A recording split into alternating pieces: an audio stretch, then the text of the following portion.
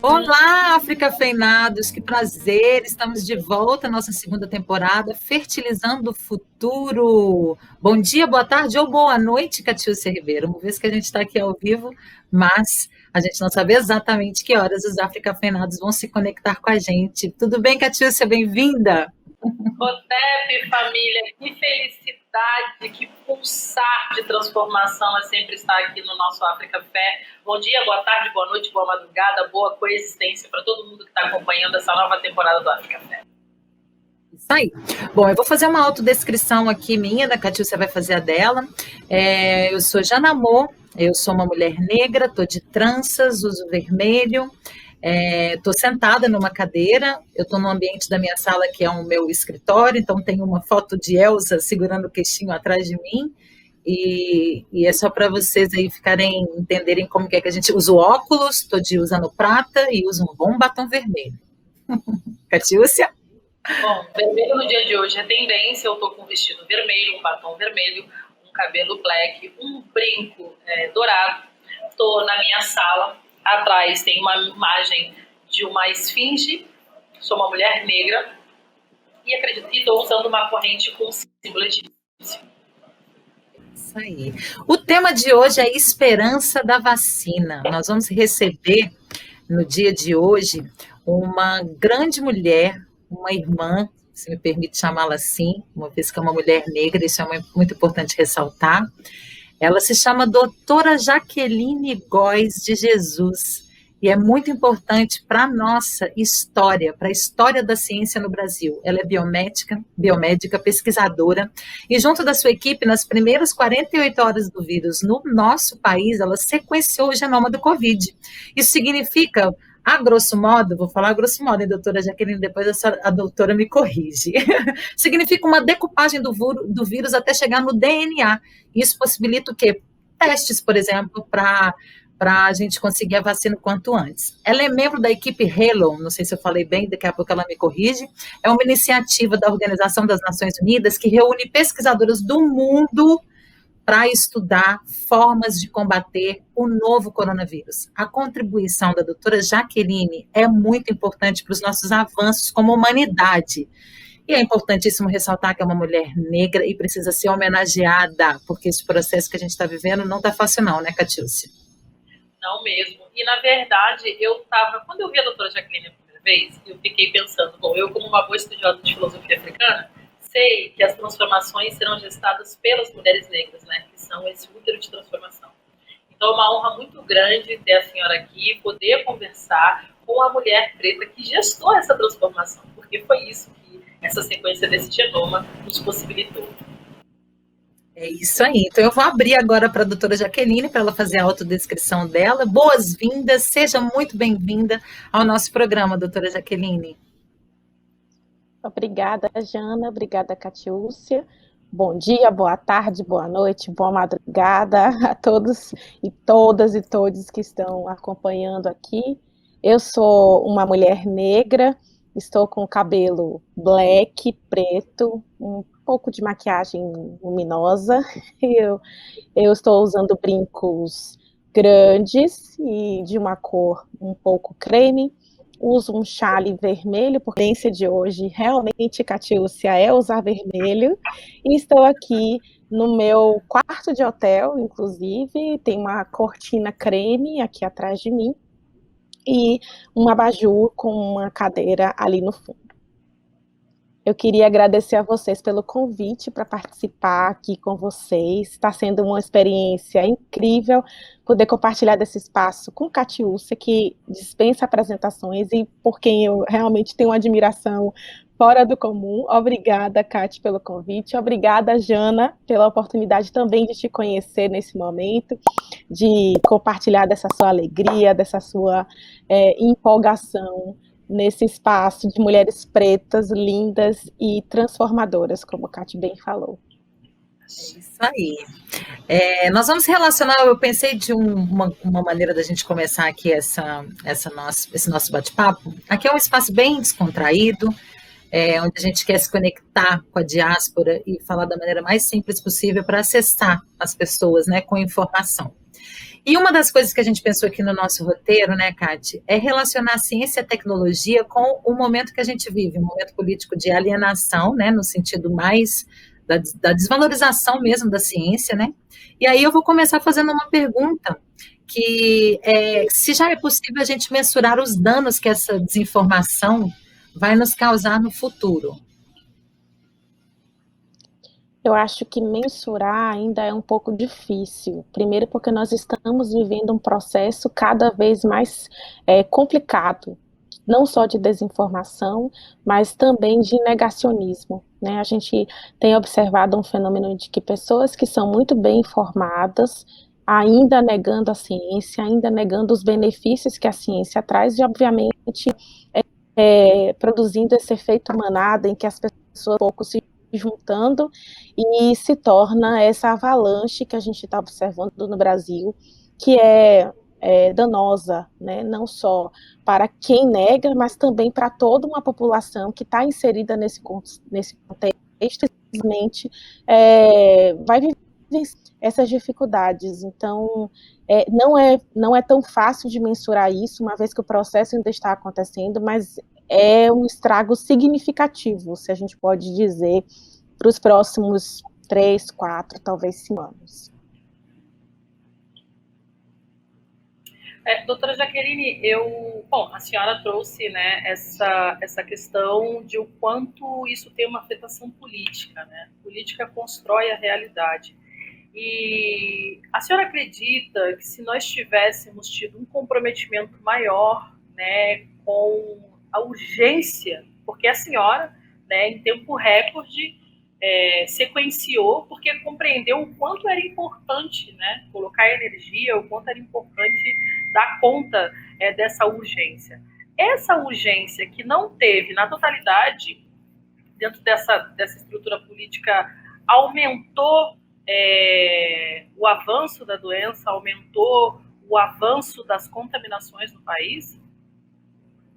Sim, infelizmente, o Brasil não adotou medidas em tempo hábil para que a gente pudesse conter o avanço da doença nos momentos iniciais. Isso foi um fato que todos nós observamos e acompanhamos, né, tristemente acompanhamos a doença se espalhar cada vez mais no país, e infelizmente a gente não ter uma estrutura governamental que pudesse conter isso através de ações de contenção, ações de contingimento dessa pandemia.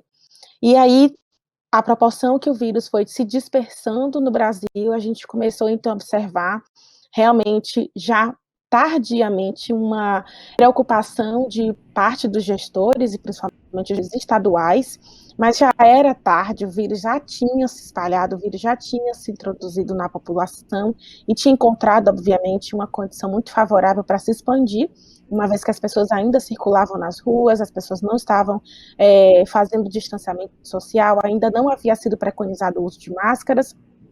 E agora a gente volta a viver essa fase porque houve um período em que nós paramos um pouco, a gente conseguiu conter um pouco essa epidemia, os números começaram a cair, mas aí parece que quando as pessoas começaram a observar um pouco da melhoria que essas medidas trouxeram, elas também pela questão da saturação psicológica acabaram voltando a ter os hábitos que eram preconizados no início para que fossem evitados, e agora a gente tem uma nova onda, e uma onda na qual a gente tem uma variante viral mais efetiva, né? Eu não vou chamar mais perigosa, porque a gente sabe que essas relações, o conceito de perigo, quando se fala em virologia, ele não é tão claro e pode causar dubiedade, mas é uma cepa, é uma variante mais eficiente no sentido da transmissão, e sem dúvida está aumentando o número de casos. A gente tem visto aí jovens, né, que não era uma faixa etária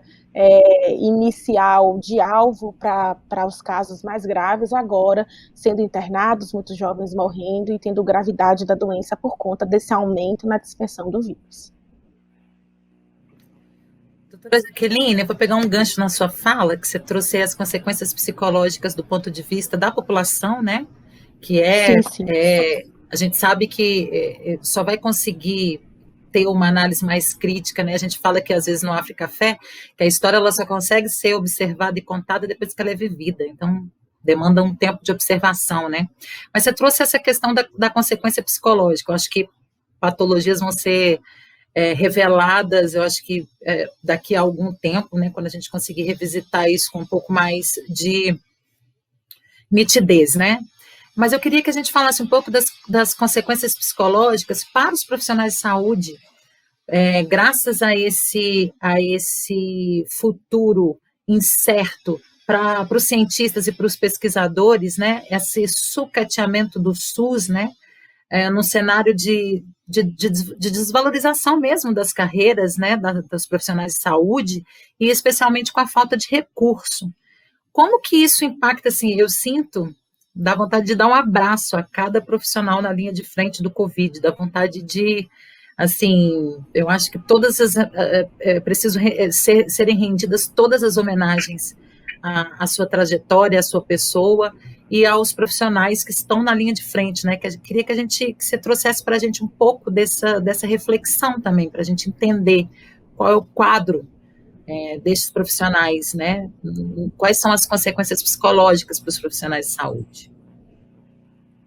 Olha, Jana, eu agradeço, né, todas as homenagens que me são prestadas, mas eu sempre falo que eu não estive na linha de frente de atenção primária, e que, sem dúvidas, uma gama de outros profissionais que estão lidando dia a dia com esses pacientes infectados que chegam nos postos de saúde, que são internados nos hospitais. Então, a gente tem aí médicos, enfermeiros, auxiliares de enfermagem, técnicos de enfermagem, maqueiros, tem o pessoal da limpeza, que não são profissionais da área da saúde, mas que trabalham diariamente com uma exposição enorme ao vírus, recepcionistas, e por aí, se a gente sair dessa área da saúde, buscar outras profissões de serviço, a gente sabe que tem muito mais gente exposta do que eu fui, né? Eu estive trabalhando com amostras infectadas, trabalhando com o vírus especificamente, mas, sem dúvidas,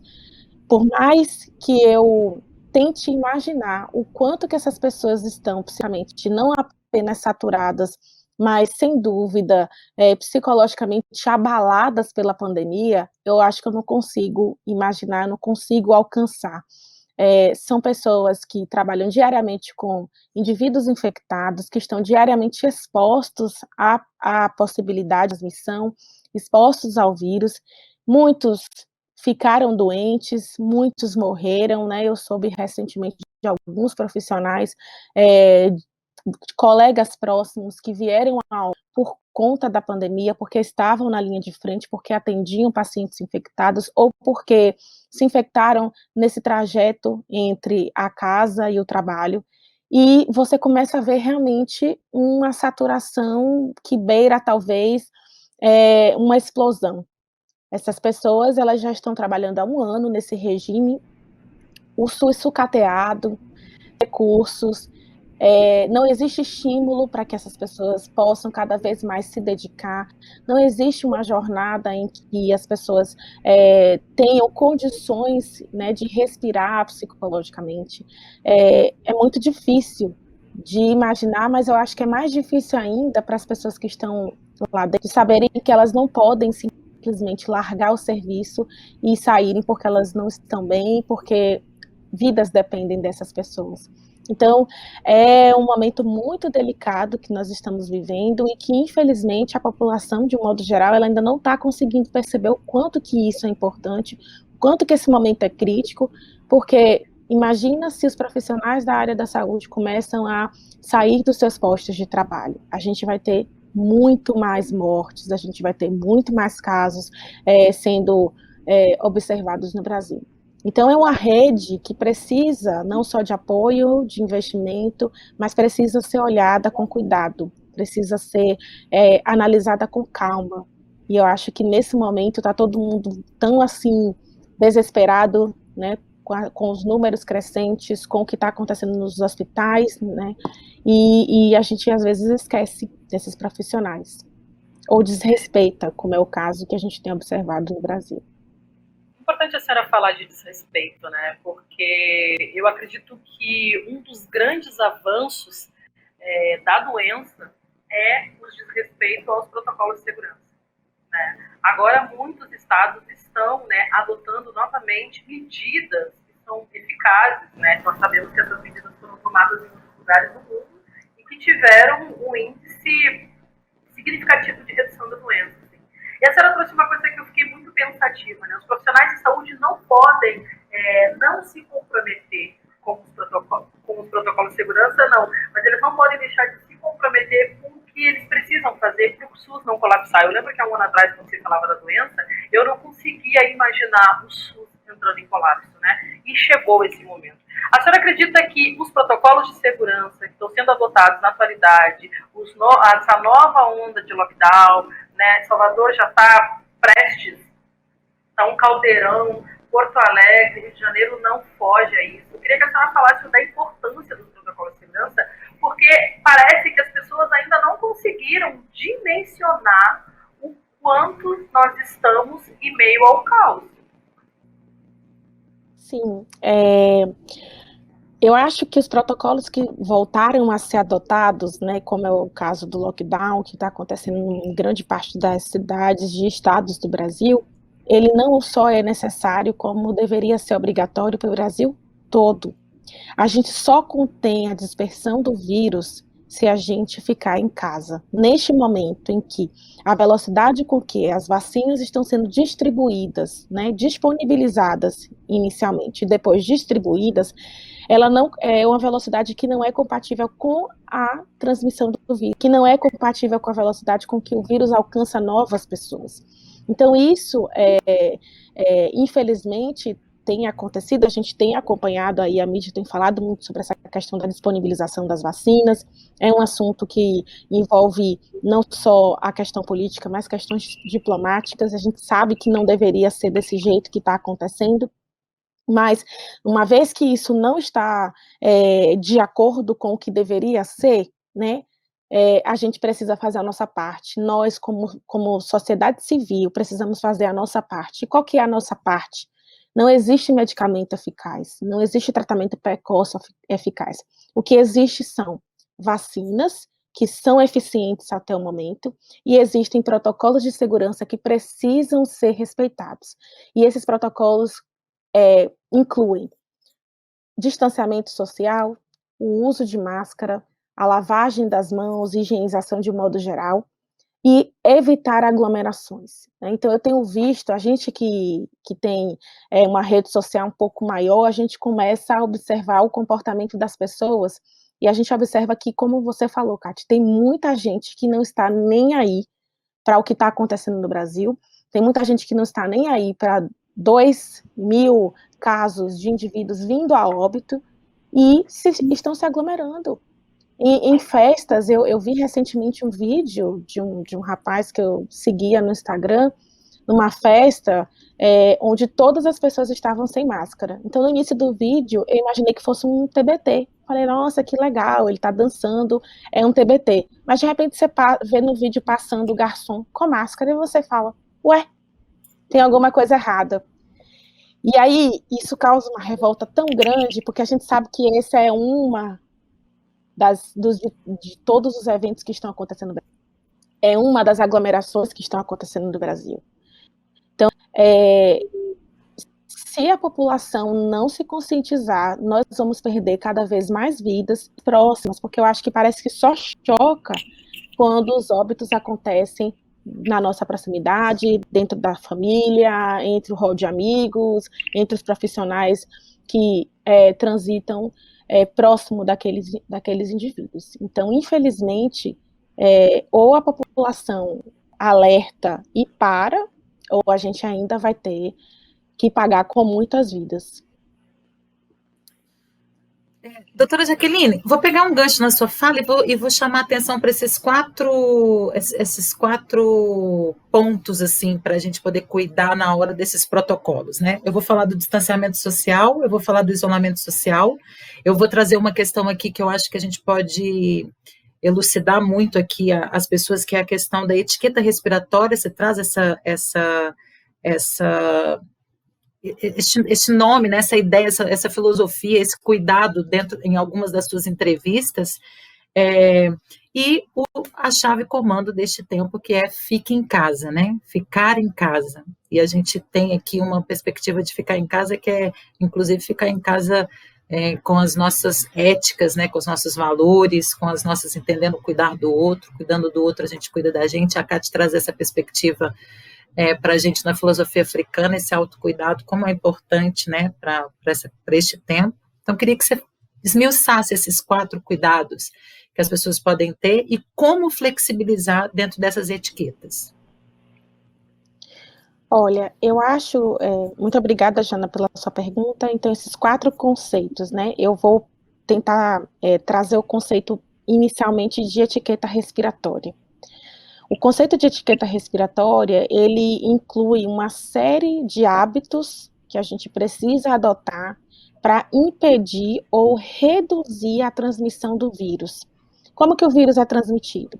Ele é transmitido por gotículas que nós expelimos no momento que nós estamos conversando, como é o caso aqui, se nós estamos juntos no mesmo ambiente, provavelmente nós estaríamos sendo influenciadas pelas gotículas salivares umas das outras, que é o que acontece nas aglomerações, nos ambientes fechados, onde as pessoas não estão respeitando esse espaço mínimo, né, essa distância mínima entre uma outra pessoa. Então, a etiqueta respiratória, ela consiste em saber como espirrar, saber como tossir, evitar ficar falando em cima de uma outra pessoa, e tudo a gente aprende nesses momentos em que a gente está aqui falando, porque na hora que acontece, ou você está muito consciente, ou você espirra na mão e toca em algum lugar, ou você tosse na mão e toca em algum lugar, ou você não usa máscara. Então, a etiqueta respiratória nada mais é do que hábitos que a gente pode fazer para evitar que essas gotículas, não só de saliva, mas também que a gente elimina quando a gente espirra, quando a gente tosse, sejam depositadas sobre o ambiente. E para fazer isso, eu acho que o primeiro passo é usar máscara. A principal atitude que nós podemos ter. Quando a gente usa máscara, a gente diminui a quantidade dessas gotículas que vão sair da nossa boca, que vão sair do nosso nariz, e que vão evitar, obviamente, que a posição das superfícies, ou mesmo que essas gotículas fiquem no ar e possam encontrar outra pessoa nessa escala de transmissão. Então, espirrar na fossa do cotovelo, evitar tossir nas mãos, então se for tossir também, usar a fossa do cotovelo, lavar as mãos com muita frequência, utilizar o álcool gel, então tudo isso faz parte da etiqueta respiratória. Quando a gente passa dessa parte inicial, que é o que eu posso fazer pessoalmente para evitar que outras pessoas se contaminem, eu venho para o social. Além disso, o que eu posso fazer? Se eu preciso estar no mesmo ambiente que uma pessoa, além de usar máscara, fica 1,5 metro mínimo, ou 2 metros ideal de distância daquela outra pessoa. Se eu não preciso estar, eu fico em casa. Se eu não preciso estar, eu faço algum tipo de encontro num lugar que seja arejado, aberto, e que ainda haja respeito desses 2 metros entre as pessoas.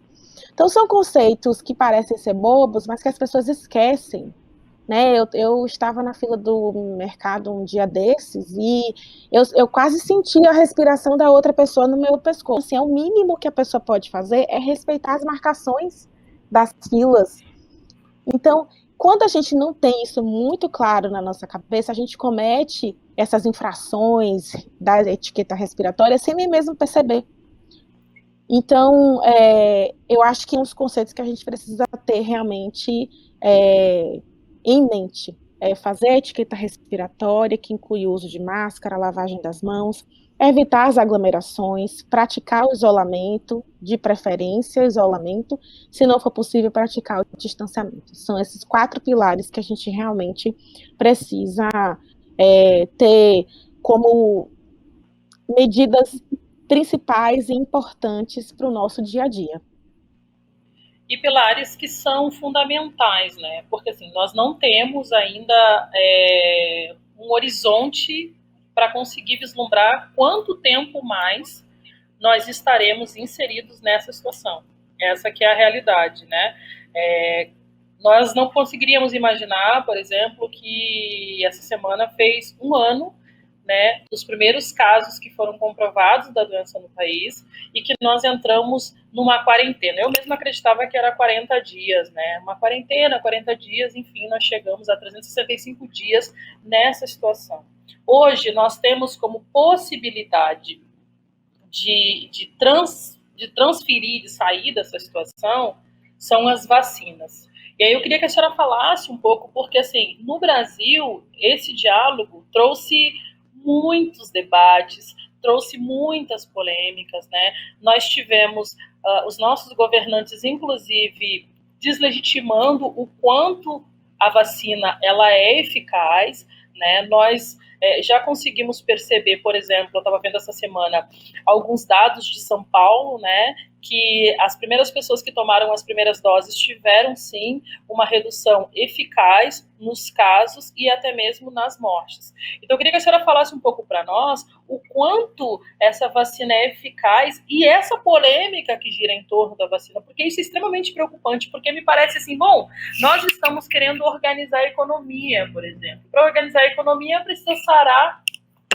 essa doença. E para sarar essa doença, precisa da vacina. Então, é uma matemática que me parece simples, mas é uma matemática que se tornou simplista no debate porque foi extremamente esvaziado, né? E as pessoas não colocam legitimidade em algo que, de fato, é a nossa cura. Olha, Kati, esse debate sobre as vacinas, eu acho que ele tomou uma proporção do que era necessário, talvez porque as pessoas também não entendam o que a vacina representa. A vacina vai me impedir de ter o vírus? Não. A vacina vai me impedir de transmitir o vírus para outras pessoas? Também não. E o que a vacina vai fazer, afinal de contas? A vacina vai impedir que eu tenha um caso grave. Então, esse é o ponto principal que precisa ser colocado em pauta e precisa estar muito claro para as pessoas. Quando eu tomo a vacina, eu estou me protegendo de ficar com uma doença no quadro grave. Mas eu ainda posso adquirir o vírus, eu ainda posso me infectar, e eu ainda posso transmitir para outras pessoas. É por isso que mesmo com as vacinas já sendo distribuídas para a população, a gente não pode simplesmente deixar todo mundo sair, quem já está vacinado, sair sem máscara por aí e pode andar livremente, porque as vacinas já foram aplicadas. Quando é que isso pode acontecer? Isso vai acontecer quando a gente tiver o que a gente chama de imunidade coletiva, que é o que as pessoas popularmente chamam de imunidade de rebanho. Então, na imunidade coletiva, quando você ultrapassa aí 66% das pessoas estando imunes, vacinadas no nosso caso, aí sim, começa a ter as pessoas vacinadas protegendo quem ainda não se vacinou. Porque essas pessoas vacinas começam a diminuir a cadeia da transmissão, elas não apresentam quadros mais graves, elas não necessitam de hospitalização, e tem os leitos disponíveis para as pessoas que ainda não se vacinaram, sejam por qualquer motivo que seja, ou porque não quiseram, ou porque estão num grupo de imunossuprimidos que não podem receber as vacinas ainda, seja porque ainda não tiveram a oportunidade para tal, mas essas pessoas vão estar protegidas e caso elas se infectem e tenham casos graves e necessitem dos leitos, os leitos estarão disponíveis. O que a gente tem hoje é um percentual muito pequeno da população vacinada, porque o Brasil ainda não conseguiu ultrapassar nem os 10%, né, de pessoas vacinadas, e aí, quando você tem esse percentual muito pequeno, na realidade, o que você tem é todo o restante suscetível a novas infecções. E aí eu trago um pouco as novas variantes para esse contexto, porque as novas variantes, o que elas fazem, principalmente a variante P1, que é a variante brasileira, está relacionada com casos de reinfecção. Então, as pessoas que já tiveram a doença antes, elas não estão imunes como elas mesmas pensam. Ah, eu já tive a doença, eu estou com anticorpos.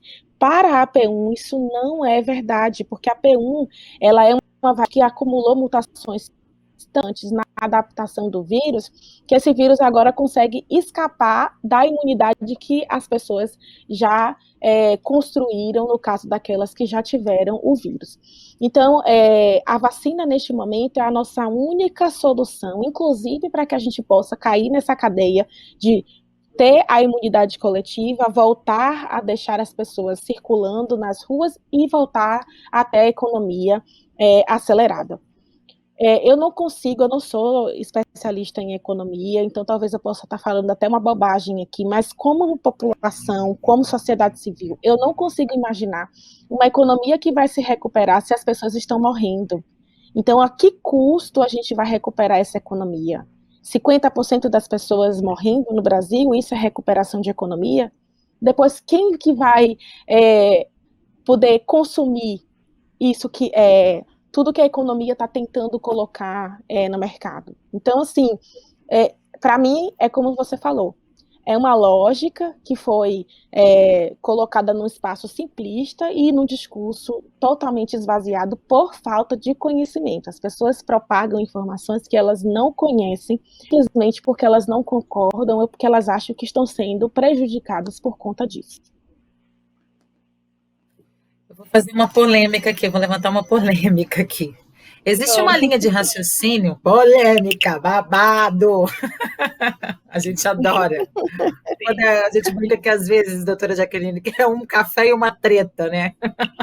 Um café e uma treta, a gente aqui no África Café.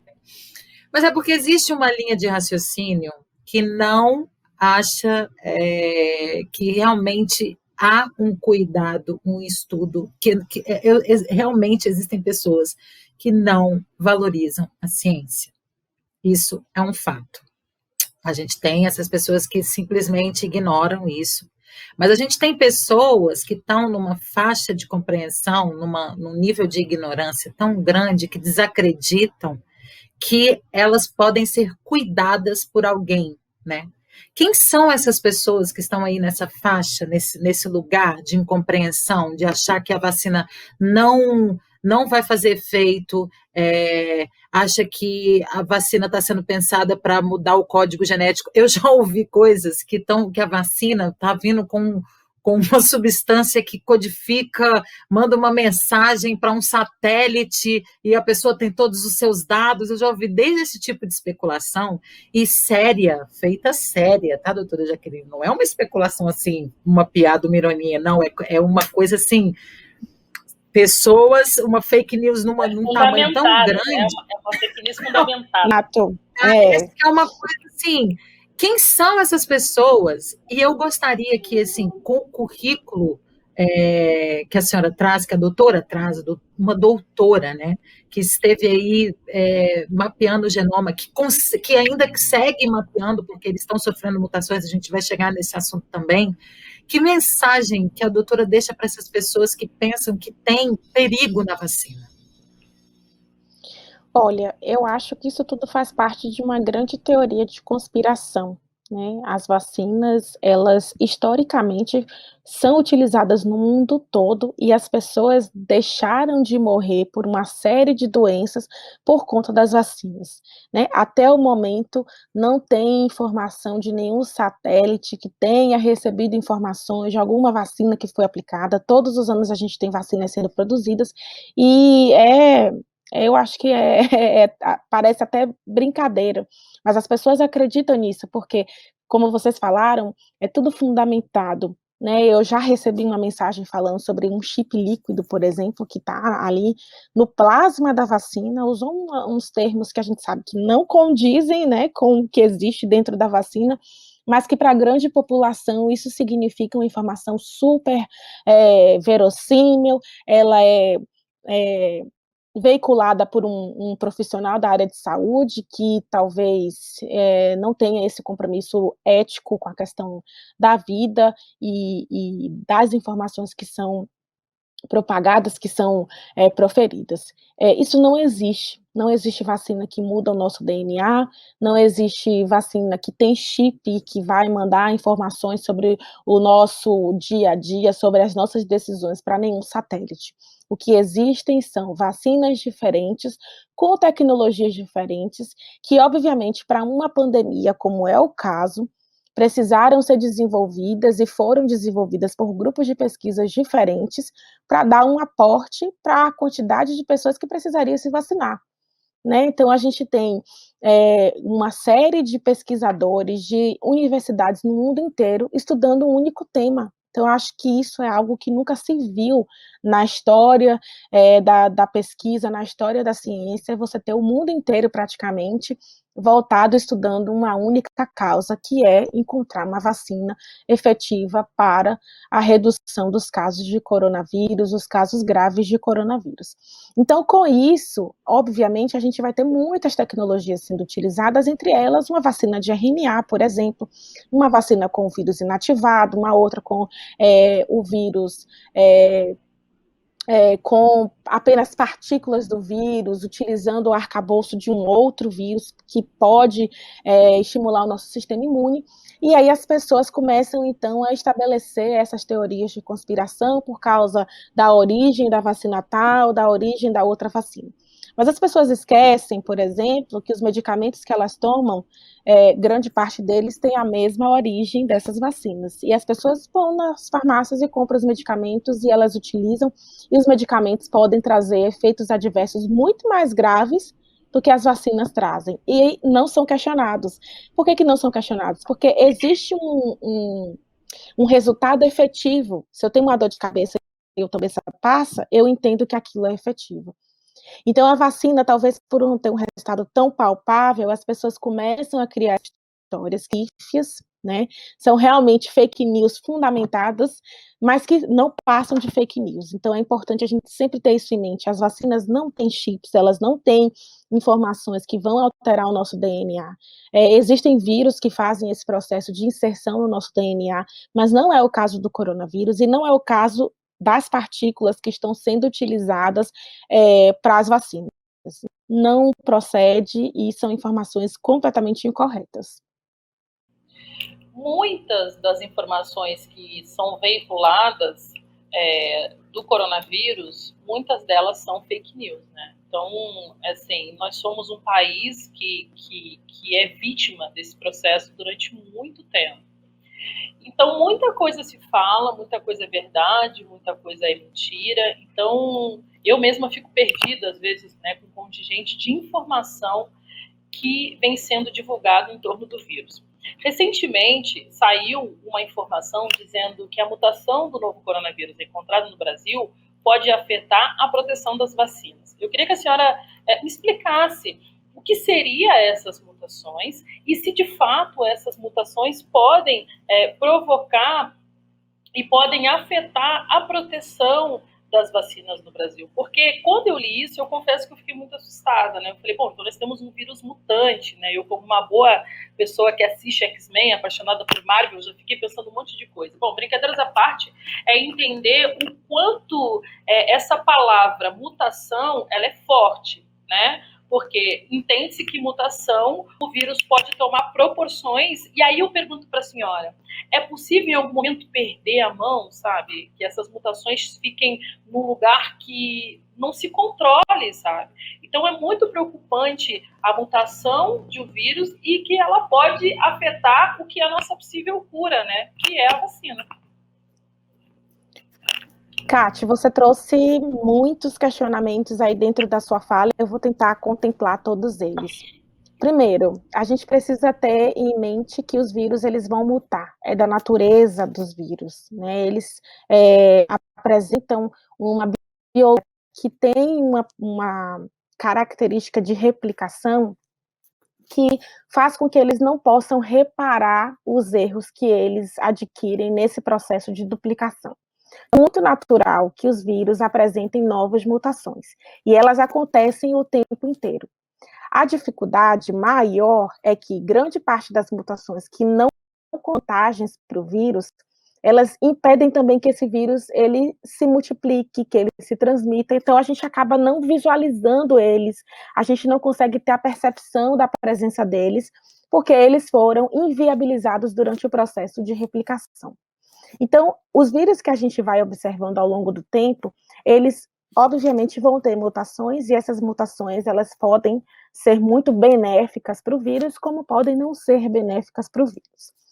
Quando a gente tem circulando durante muito tempo em uma grande parte da população, e aí eu não estou falando só da população do Brasil, eu trago a população mundial nesse contexto, a gente tem muita gente transmitindo o vírus, e cada vez que a gente passa o vírus de uma pessoa infectada para uma outra pessoa, a gente vai adquirindo mutações nesse processo.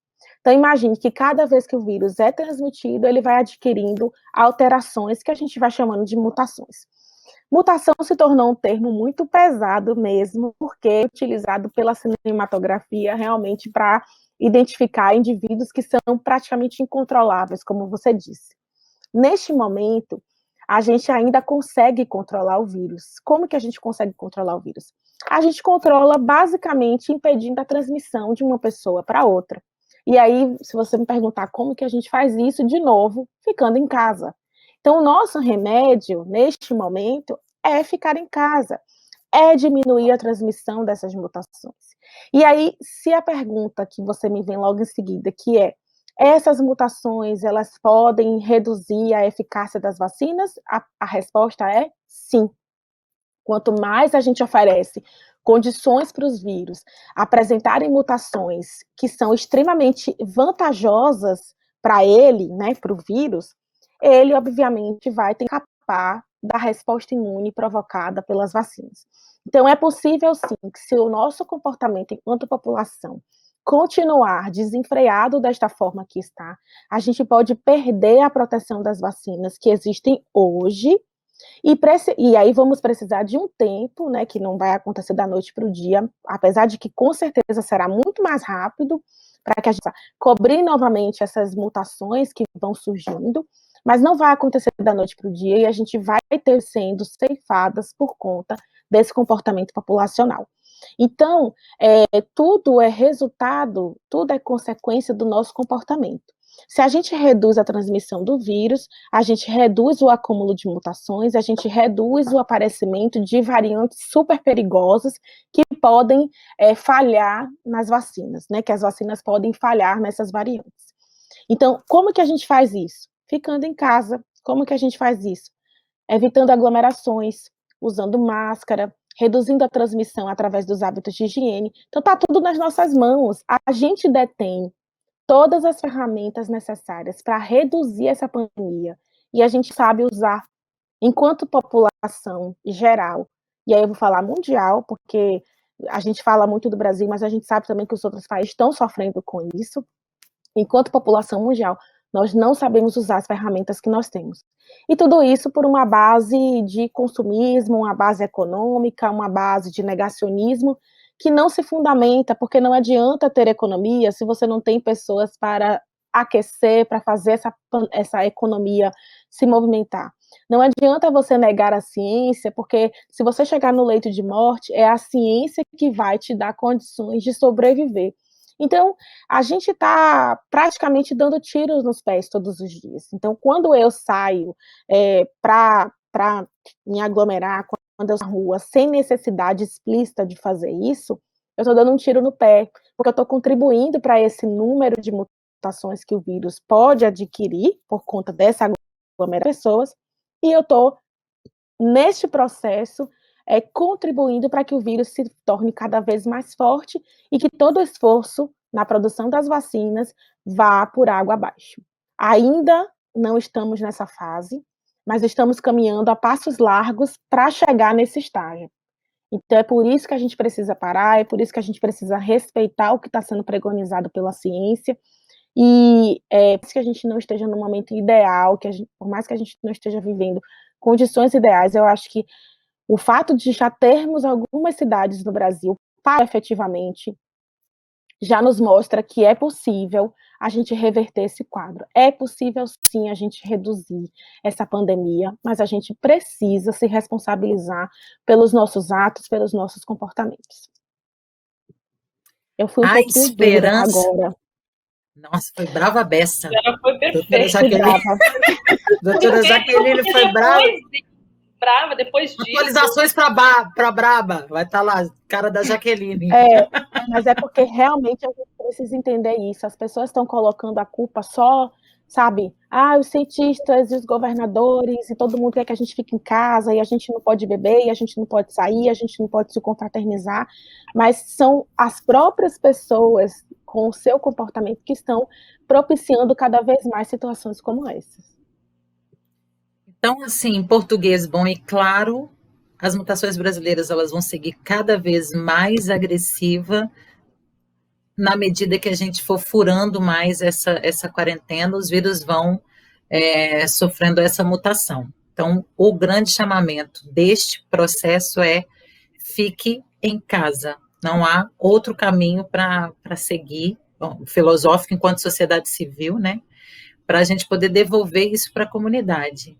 Você pensa em um conceito para a gente de um novo normal? A gente muito está se ouvindo falar, né? O novo normal, como que a gente vai trazer esse novo normal? Dentro dessa nova normalidade, o que você acha que vai acontecer, assim, né, de mudança nesse processo de civilização, né?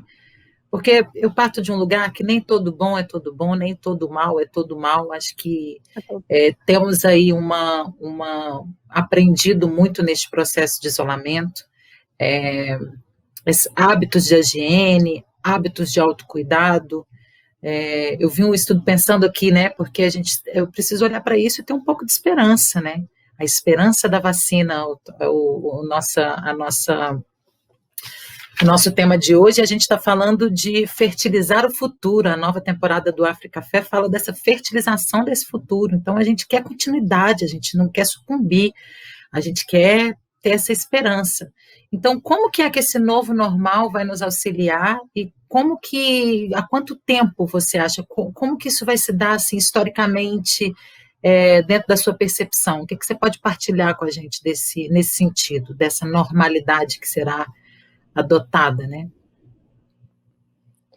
Eu ainda consigo vislumbrar um futuro, bem futuro, em que nós não vamos mais precisar usar máscaras, em que nós não vamos mais precisar manter distanciamento das pessoas, que a gente vai poder voltar a se aglomerar, abraçar as pessoas, mas eu acho que isso é um futuro muito longe, né? Pensando na perspectiva que a gente tem hoje.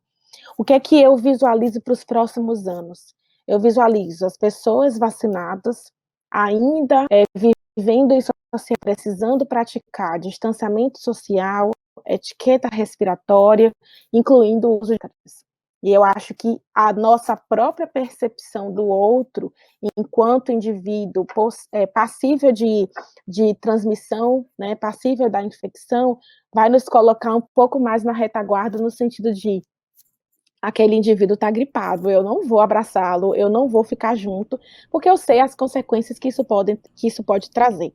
Então, eu visualizo dessa forma, nos próximos 2, 3 anos, a gente ainda vivendo esse cenário de pessoas sendo vacinadas, redução da transmissão do vírus, mas ainda precisando manter esse distanciamento, manter o uso de máscaras, a preconização da higienização.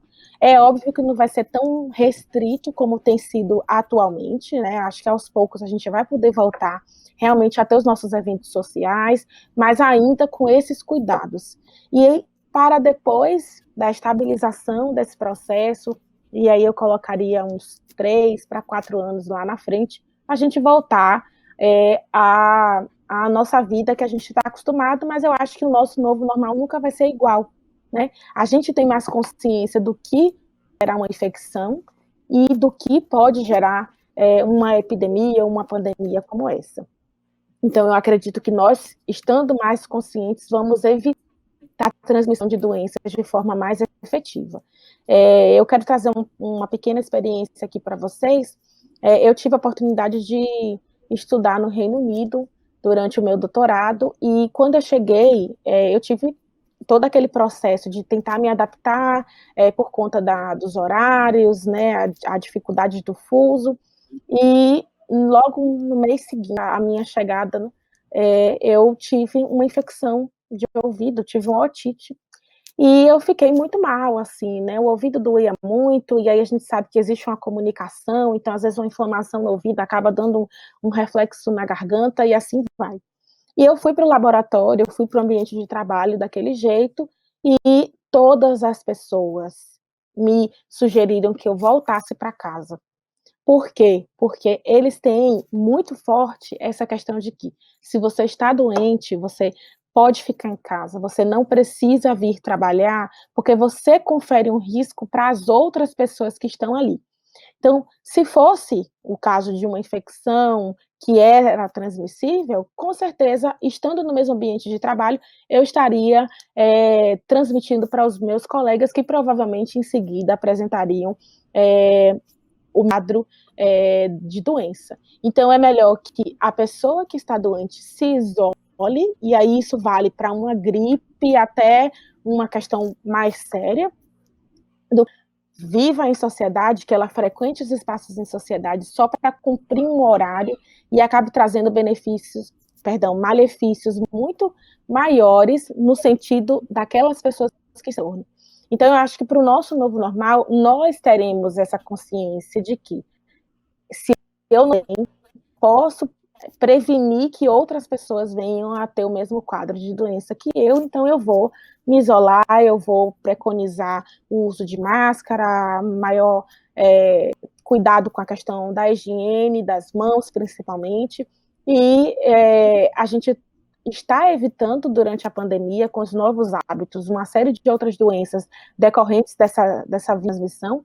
Imagino que a gente ainda vai conseguir evitar mais doenças no futuro por conta desse novo comportamento. Então, eu imagino esse mal dessa forma, sabe? Kati, eu queria, porque eu queria pegar um gancho na conversa da Jaqueline e fazer uma provocação para a Kati, que é esse princípio do autocuidado, né? A Kati trouxe, a doutora Jaqueline trouxe essa questão de a gente tem umas adaptações aí, esses cuidados, essas etiquetas, né? E aí eu vou fazer uma provocação aqui também, que é como que a gente se mantém, como que a gente fica em casa entendendo esse princípio, doutora Jaqueline, também filosófico, né? E entendendo que o nosso corpo é nossa primeira casa, né? O que a filosofia africana traz para a gente neste lugar do autocuidado, da gente estar preparado, aumentar a nossa imunidade, escolher bons pensamentos, essa questão da nutrição, porque eu acho que são duas, aqui a gente tem a ciência e o coração, a intuição, né, a filosofia africana. Então eu queria trazer a Kate para esse lugar que nos soleia aqui a mente. Sabe que eu estava ouvindo a doutora Jaqueline e pensando assim, na história da filosofia, né, a ciência ela faz essa ruptura que nos traz para uma realidade mais concreta. E na filosofia africana, a ciência africana é a própria filosofia. Então, o nosso corpo ele é um templo, que é esse templo que habita o sagrado. Então, acreditando que o nosso corpo é esse templo que habita o sagrado e que a ciência cuida desse corpo, nós conseguimos desenvolver um outro modelo ético. Eu preciso cuidar de mim, porque cuidar de mim, eu estou cuidando do outro, né? E ouvindo a doutora Jaqueline falar do novo normal, fiquei pensando, meu Deus, assim, né? Será que com tudo isso a gente não vai entender que o nosso corpo, ele é esse sagrado e eu sou porque a doutora Jaqueline é, porque Janaína é e porque todos são. Então, a ciência, ela não pode, dentro de uma perspectiva filosófica africana, ser distoante, sair da filosofia. Ela é a própria filosofia, porque a ciência cuida do nosso corpo, a ciência cuida do nosso tempo, e é a ciência que vai nos devolver a normalidade. Mas não essa normalidade corriqueira, não essa normalidade individualista, mas eu acredito que é uma normalidade que faça se perceber o quanto nós precisamos ter uma ética do cuidado. Mas a ética do cuidado precisa ser uma ética coletiva. E aí, quando a doutora Jaqueline traz isso, é sobre isso. A ética da coletividade, a ética de reconhecimento do outro, vai nos ajudar a voltar para um novo normal. Mas esse novo não é o futuro de amanhã, é um novo que já existiu, que é uma experiência que a gente precisa trazer de volta, né? As ciências e as filosofias, as ciências e as tecnologias africanas, elas nos ensinam isso. Se todos nós, nesse momento, cuidar um do outro, a gente volta para um princípio que não vai precisar mais passar por esse tipo de procedimento, que a gente vai cuidar uns aos outros. Então, assim, máximo respeito à senhora. máximo respeito a tudo que a senhora fez, porque é isso, né? Os cientistas são aqueles que refletem e colocam para fora tudo que o nosso corpo traz de melhor. Ai, meu Deus! Aí, doutora Jaqueline, a gente está chegando ao final dessa resenha. Eu não estou nem acreditando que vai ser eu a dar essa notícia. Estou eu aqui no controle do tempo para encerrar essa conversa tão emancipadora, que nos trouxe um refresco, né? Eu acho que aqui a gente tratou hoje de questões bem simples de serem abordadas. O simples às vezes é complexo, a gente vem atravessando um processo que realmente desperta gatilhos, a gente precisou lidar com a nossa solidão, com as nossas vulnerabilidades, com uma desassistência social, com a dor do outro. São muitas coisas que a gente precisou elaborar durante essa quarentena, para dar conta de fazer essa travessia e fazer essa travessia da melhor maneira possível. Então, doutora Jaqueline, eu queria agradecer, abrir aqui uns minutos finais para você falar o que quiser. Antes, eu vou fazer um convite para os Africafeinados. A gente tem podcast nas mídias aí, nas redes streams, a gente tem o nosso canal do YouTube, é muito importante que vocês nos acompanhem nas outras mídias também, a gente está aí preparando outras temporadas, nós estamos na segunda temporada do Africafé e é muito importante a nossa partilha. Quero agradecer a cada Africafeinado que divide com a gente este lugar, agradecer a minha parceira Catiúcia e agradecer a doutora Jaqueline e abrir para as considerações finais de ambas. Bom, eu estou contemplada, quero só ouvir a doutora Jaqueline, que para mim eu não posso fechar esse programa em dizer que eu me sinto feliz, me sinto honrada, porque o futuro está na ancestralidade e ver uma mulher preta nesse lugar, para mim, é muito gratificante. Gratidão pela sua existência. Muito obrigada pelo convite, por essa partilha, pelas ideias aqui compartilhadas. E eu estou sempre à disposição para poder falar, para poder expressar isso que o nosso povo precisa ouvir. E concordo completamente com Jana sobre essa questão de realmente deixar a ancestralidade fazer morada, fazer caminho dentro daquilo que a gente faz, dentro daquilo que a gente lê, dentro daquilo que a gente se propõe a apresentar.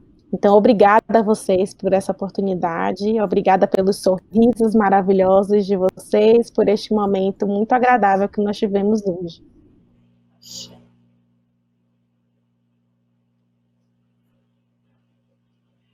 Jana. Fiquei muda aqui, né? Eu agradeci a doutora Jaqueline, disse que é para a gente seguir a doutora Jaqueline nas redes sociais, seguir Catiúcia Ribeiro nas redes sociais, me seguir nas redes sociais. É muito importante a gente apoiar o trabalho de pessoas pretas para que a gente siga fazendo essa comunicação lúcida, verdadeira e nos aquilombando. E lembrando, pegando o gancho no que a Cati falou, o despertar é coletivo. Doutora Jaqueline trouxe isso para a gente só vai conseguir se adaptar quando for um levante coletivo. Então, eu quero pessoas na diáspora lúcida, com foco, como diz a minha irmã Catiúcia Ribeiro, foco e lucidez. Obrigada, doutora Jaqueline. Obrigada, meninas.